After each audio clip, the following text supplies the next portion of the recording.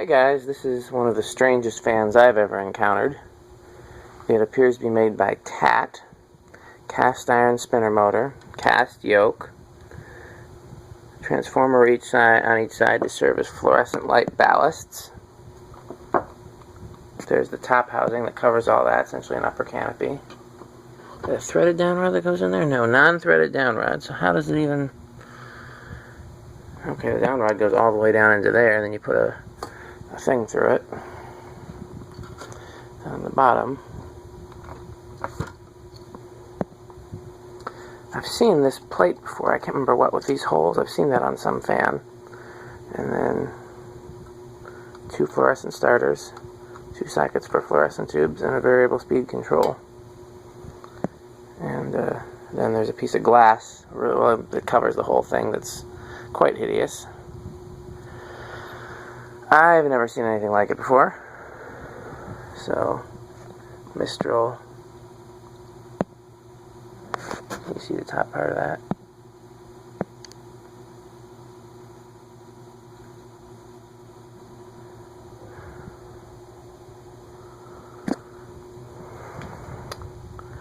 So, yep. It's a very weird thing. That's just the Air King. So, gonna hang it up and do a video. Thanks for watching. Guys, this is the bench test of the Mistral fan. You'll see I got both fluorescent tubes installed and it's wired up. So let's check the light first. Oh, gotta plug it in. That helps.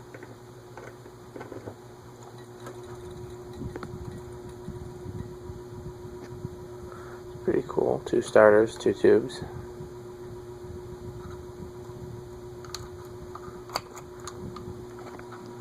There's the motor.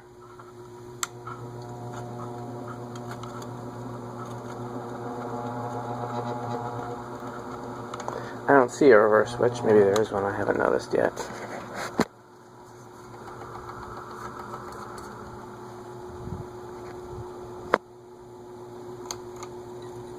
Playing with that again because I like watching them flicker on.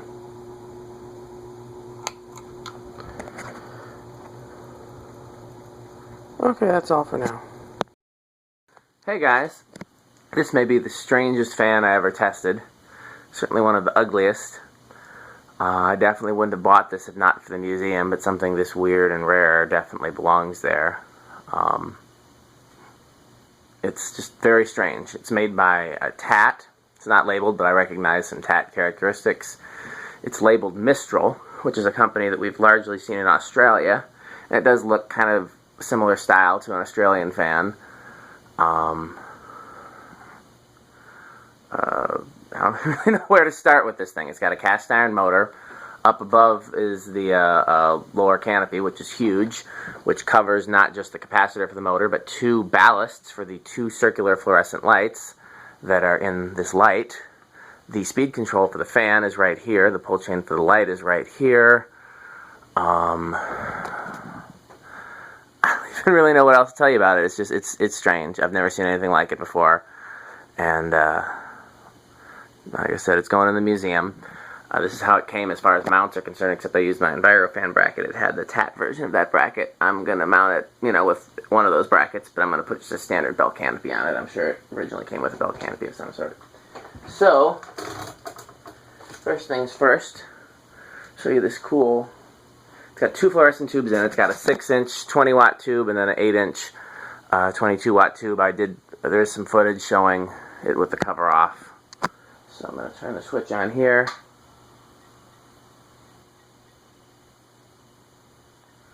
Okay, just because I've never done this before, let's check out the amp meter while it's starting out.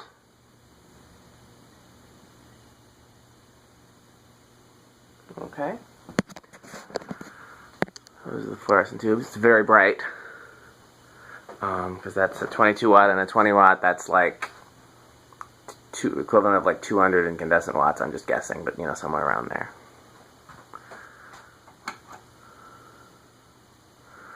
Okay, let's start it out on low.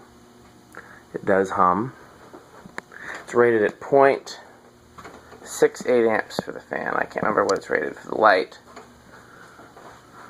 There's a separate rating for the light. Even though it's a cast iron motor, I don't anticipate it moving a lot of air because the blades are very thin. I guess I should say very narrow. They're like this direction. And the pitch is very shallow. 0.28. Is there an indicator?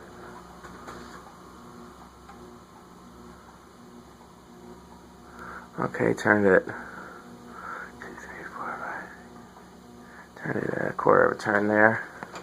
0.32. Another quarter of a turn there. 0.44. Another quarter of a turn there. 0.54. Something is knocking too. And the rest of the way to high. 0.6, so it's just under the rated current draw. Wonder what's knocking. It wasn't making that sound when I tested it without the glass on it.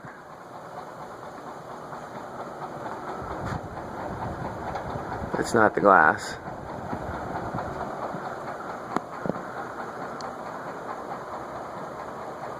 I'll have to figure that out.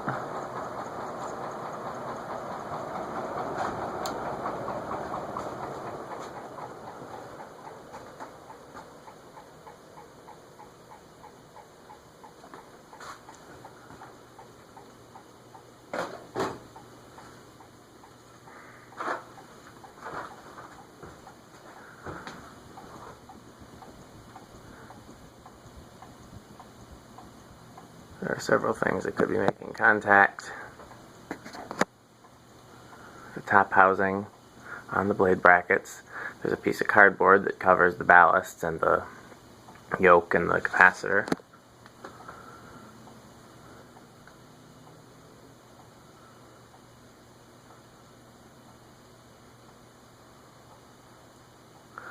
God, this is strange. It is very cool that it has a preheat fluorescent fixture in it, though. I love watching preheat fixtures start.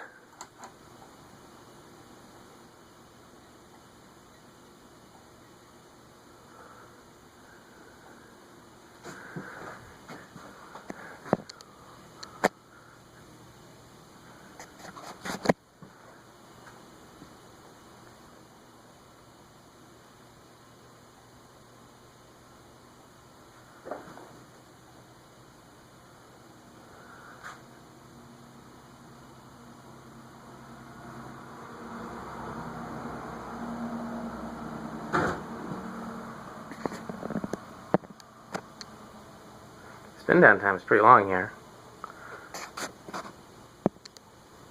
There's not making whatever is contacting is not contacting now.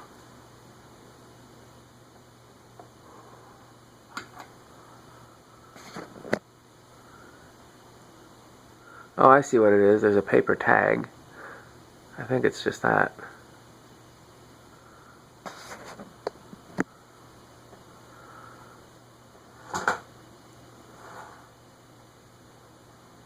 That's exactly what it looks like.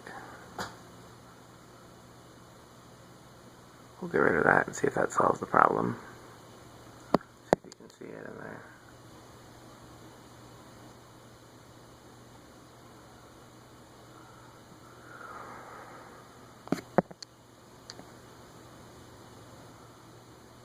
I think I gotta sneeze.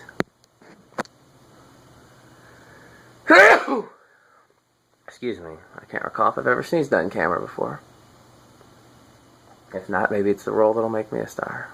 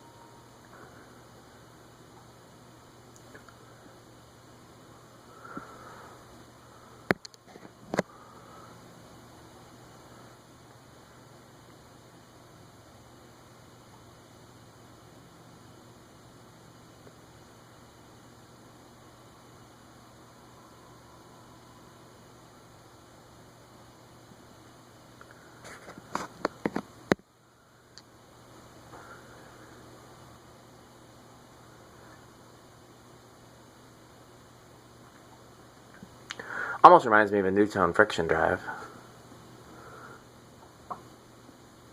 Okay. Let's get that tag.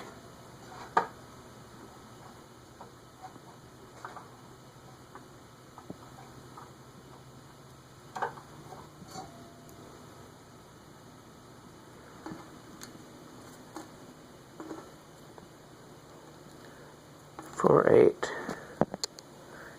494054. See if that fixed it.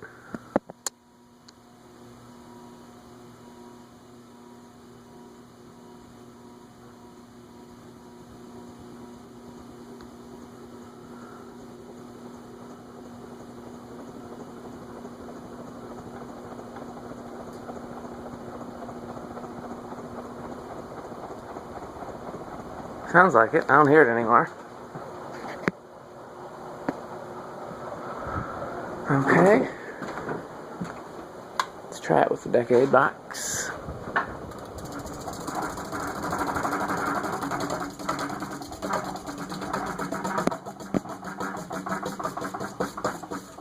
I can see this in somebody's grandma's kitchen. It's about what I can see this. I don't have the decade box hooked up. Oh. Let's grab it.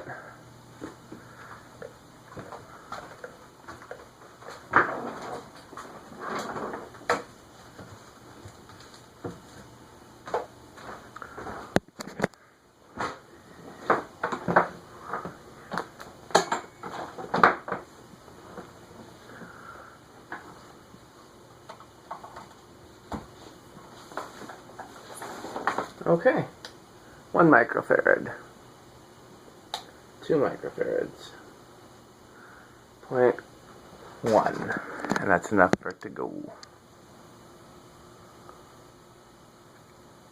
I never did an airflow test either. We'll do that when we get to high. 2.15, 3.2.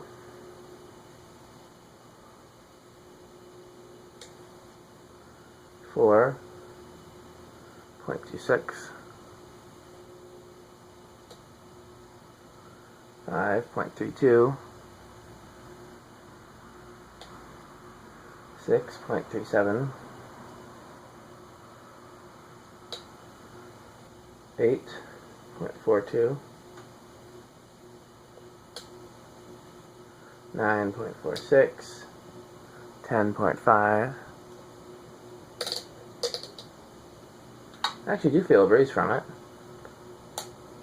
12.54. Oh, the noise came back.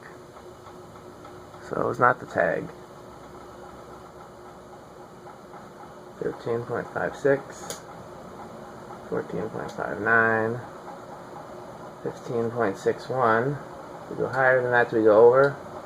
Yep, we do.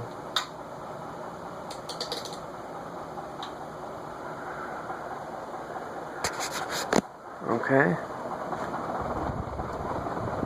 When I hold it still, the noise goes away.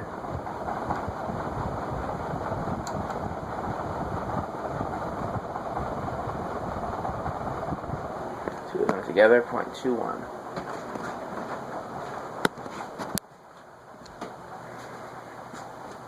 Did I say 0.21? I'm tired. It has been a very long week. Yeah, I don't get much from my back here. You can tell there's air moving. Oh no, actually, it just took a minute. Still not very much. If it makes it to spinner motor hunter level, it barely makes it there.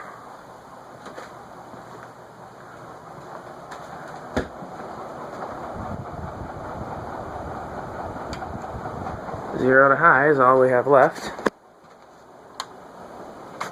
since the internal speed control is indeed solid state.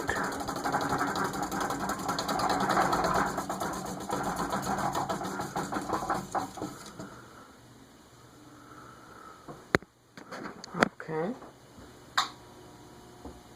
Go goes up to 0.62, drops to 0.61,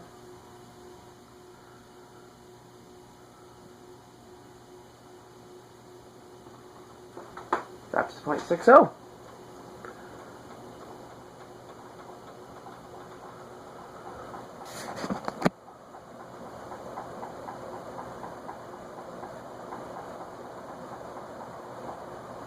Okay. Well, that's it for the Mistral fan. Thanks for watching.